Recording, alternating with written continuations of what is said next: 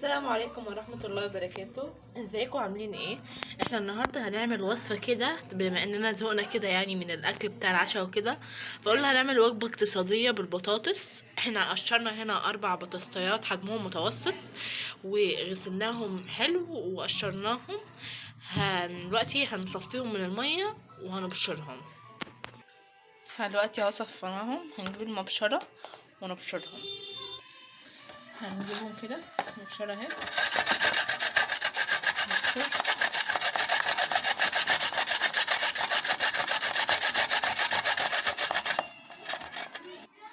نقشرهم بحيث يكون الشكل بتاعهم كده، وهنخلص باقي الكمية دي كلها ونرجع لكم تاني.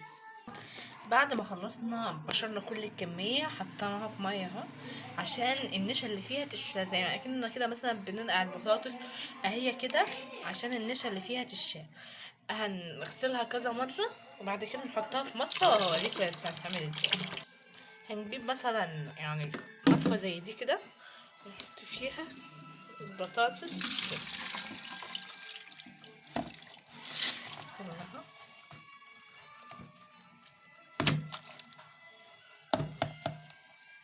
نشيل كل حاجة هنا نحطها هنا. شايفين كده وهي في النشا بتنزل، وهي في المية سوري، بتنزل كل النشا بتاعتها اهي، علشان ما يبقاش فيها نشا. تقعدوا بقى تقلبوها اهو،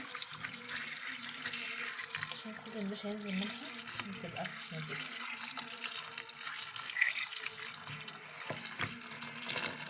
نسيبها شوية في المية كده ونفتح عليها مية لحد ما النشا بتاعها ده كله يشال، وايه وهنرجع لكم تاني. هنجيب نفس المصفى اللي احنا عاملين فيها بشرين فيها البطاطس، هنحط البطاطس فيها كده عشان يبقى كل المية تنزل فيها، وعشان ما يبقاش فيها اي مية خالص، كل المية تنزل هنا، هي بتتصفى فيها كده. وهنيجي مع بعض نجيب بولة تانية نحط فيها بقى المكونات اللي احنا هنحط عليها البطاطس بعد ما تنشف، بس نسيبها شوية. هرجع لكم تاني. هنجيب بولة كده فاضية هنحط فيها المكونات اللي هقولها لكم دي. هنجيب من هنا معلقة من الصغيرة دي كده، ونجيب معلقة 2 3 4 من الدقيق. وهنجيب برضو نفس الكلام ده بس من النشا، هنجيب معلقة اهي، نص معلقة شوية اهي، وكمان شوية دول نشا، لان احنا هنحط فيجيتار والنشا هو الفيجيتار، فاحنا هنحط نص المعلقة دي مرتين نشا، يعني معلقة زي دي نشا تمام، وهنحط شوية فيجيتار حوالي معلقتين كمان. وهنجيب برضو معلقة، ده فيجيتار عادي مش حر، وهنحطها كده، هنقلب دول مع بعض كده.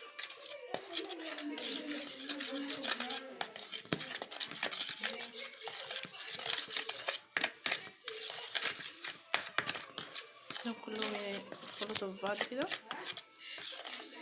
نزود زي ما احنا عايزين. نضيف كده تحت قبل ما نحط البطاطس. هنجيب معلقة قد كده برضو ملح، ونص المعلقة فلفل كده تمام كده، ونقلب تاني.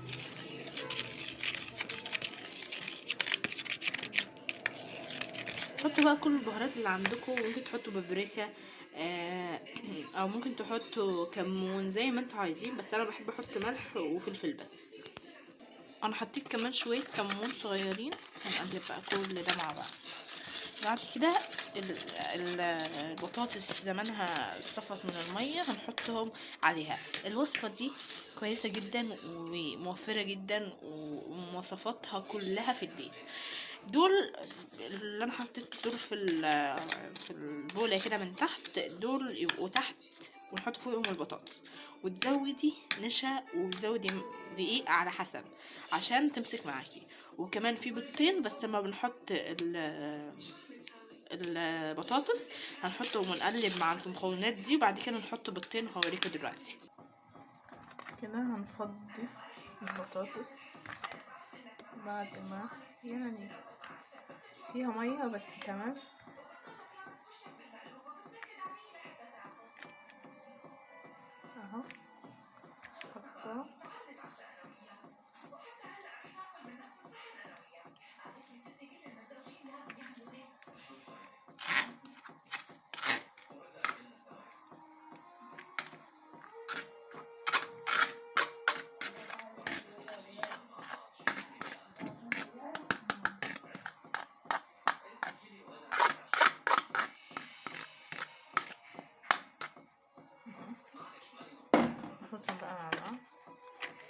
شايفين كده، اللي تحت فوق واللي فوق تحت بقى.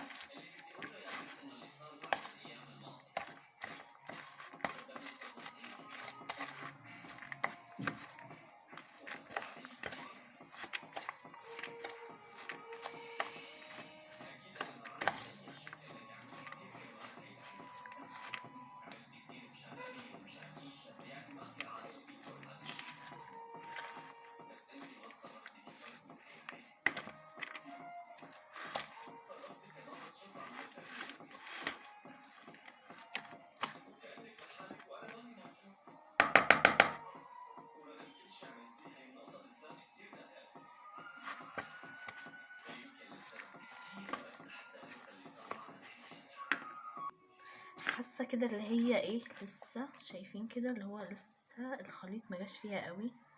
تمام، فهنحط لها كمان شويه دقيق.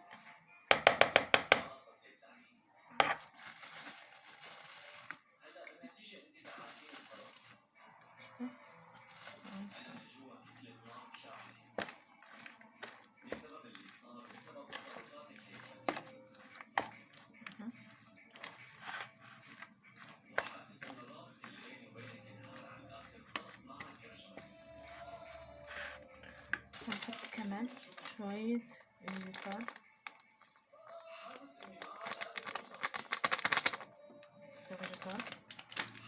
والقلب،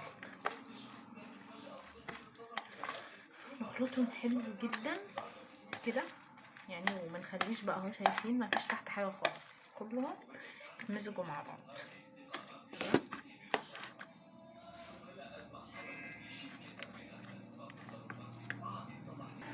كده بعد ما كله يعني بقى اهو كله امتزج مع بعض، هنعمل ايه بقى؟ هنجيب سربيطة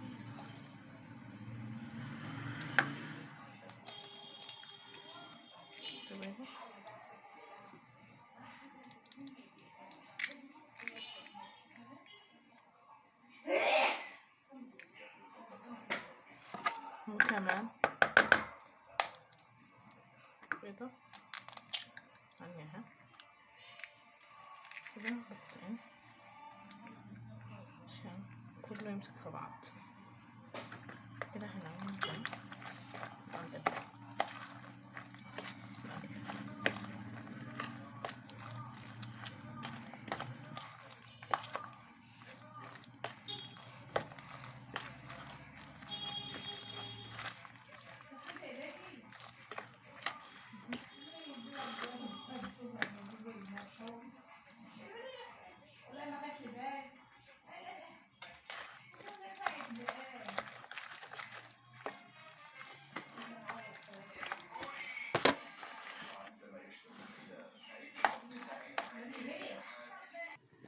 كده.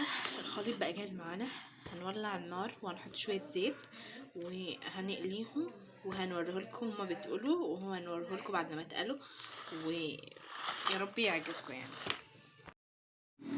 هنبدا بقى بعد ما الزيت قلب نشكلها كده اهو، وهنحطها في الزيت اهو. بعد ما شكلتهم حطيتهم على النار واهو، وقلبت دول عشان دول احمروا، ولما يحمروا كلهم هطلعهم واوريهم لكم. ودي رقائق البطاطس بعد ما خلصت، شايفين شكلها حلو ازاي وذهبيه اهي، ومش بتشرب زيت خالص. ومن من 4 حبايات متوسطين عملنا حجم كبير.